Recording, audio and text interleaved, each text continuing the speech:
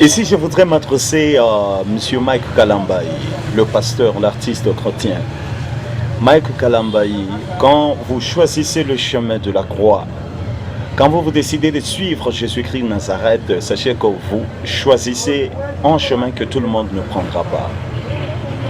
Vous choisissez un signe qui sera contesté.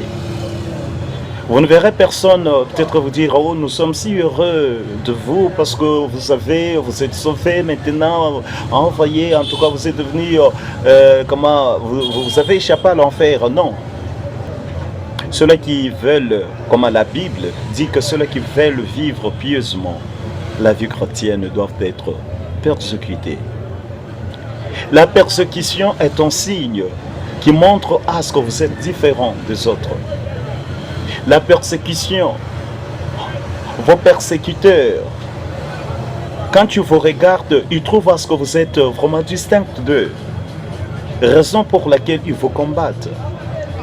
La persécution est un témoignage supplémentaire de la grâce et la gloire de Dieu sur vous. Même face à l'opposition, remerciez le Seigneur notre Dieu. Ne vous faites pas trop de pensées, ne vous inquiétez pas. Hein?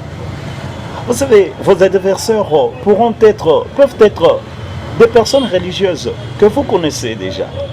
C'est possible parce que vous savez, pour qu'une contrefaçon soit efficace, il faut qu'elle ressemble autant que possible à l'original.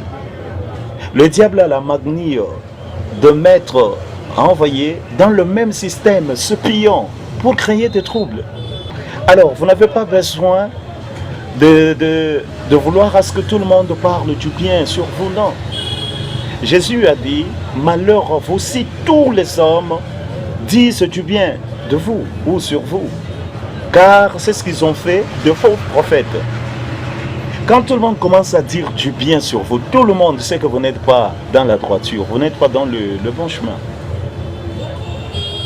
Les gens doivent vous critiquer. Ils doivent dire du n'importe quoi sur vous. Ils l'ont fait avec Jésus-Christ, votre maître. Alors, inutile de vous justifier. Parce que les critiques, les rumeurs sont des vitamines nécessaires pour votre évolution en tant qu'enfant de Dieu. Il faut qu'une chose arrive avant qu'une autre vienne. Jésus a dit, vous aurez de tribulations dans ce monde. Mais prenez courage, j'ai vaincu le monde. Mais il y a aussi un adage qui dit Bakuseme, mais Bachukukute Mouboule Boubaï ou le Donapusema. Le mal, c'est que quand Banapusema et que réellement, au là dedans, là c'est compliqué, mon frère. Hein?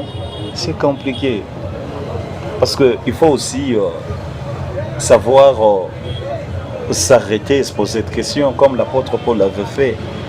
Il a prêché partout, mais il s'est dit, je dois rentrer à Jérusalem vers ceux-là qui ont vécu avec le Seigneur Jésus-Christ. Le problème, ce n'est pas de remplir, de faire des foules.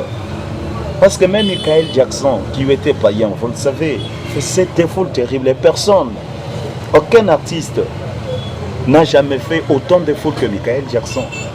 Mais c'était un païen et des gens mouraient, n'est-ce pas? Alors faire de foule, remplir un stade, remplir tout un stade, le stade de martyr, c'est pas une garantie que, au fait, c'est la grâce de comment, c'est la présence de Dieu ou je ne sais pas. Parce que même Ouerasson l'a fait. Bon, prenons Ouerasson comme païen.